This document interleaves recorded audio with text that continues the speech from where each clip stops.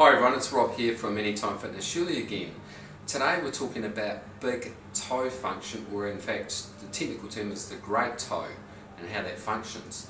Now believe it or not, it has quite an impact on how we perform in our everyday lives. If our big toe is not working well, it has an impact on how we move, how we can potentially overuse other areas of our body.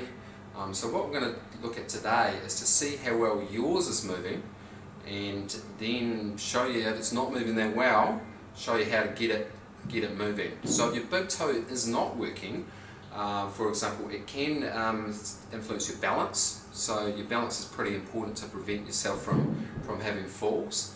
It's also very important in providing proprioception of the foot and balance through the foot, and then generating force through the foot when you're doing everyday activities. So when you're walking, running, throwing, playing golf, playing tennis, whatever it might be. So if you're not able to generate force through your big toe and through your foot, and therefore through the ground, what you start to do is you start to overuse other areas of the body.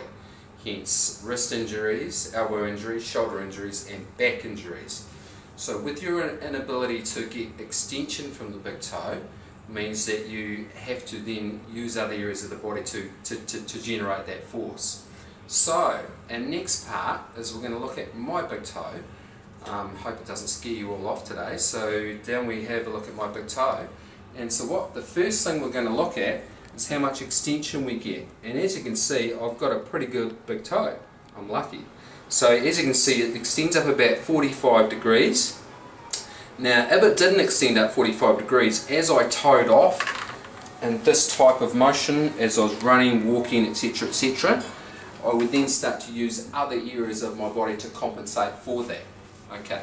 Now if your toe only comes up as far as about there, or less than 45 degrees, or it drops in, so it drops in like that, then you've got some potential issues. But there is something you can do with it. Now the first thing you can do is you can basically mobilise the big toe, and that's what we're going to talk about today. There are other areas you probably need to look at. You need to look at your footwear, you need to look at your strength through your arches, possibly orthotics, but that's for another day. We're just going to talk today about how to get your big toe moving.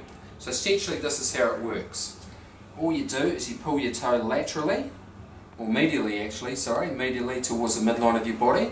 You have one thumb there, one finger there, and then you have this finger here, and you pull it back. Okay, so it's in the midline through this part of your foot, and you hold that for 3 seconds, and then you drop it back. Let it relax, bring it out again, pull it back, so you're getting a little bit more movement each time. Hold it for 3 seconds, take it back, let it relax, and one more time, pulling it medially, pulling it back with your index finger, and as you can see I've got pretty good range through my big toe. So get your big toe moving. If it needs mobilising, do this to it, and understand the importance of your big toe for function, movement and just general good health.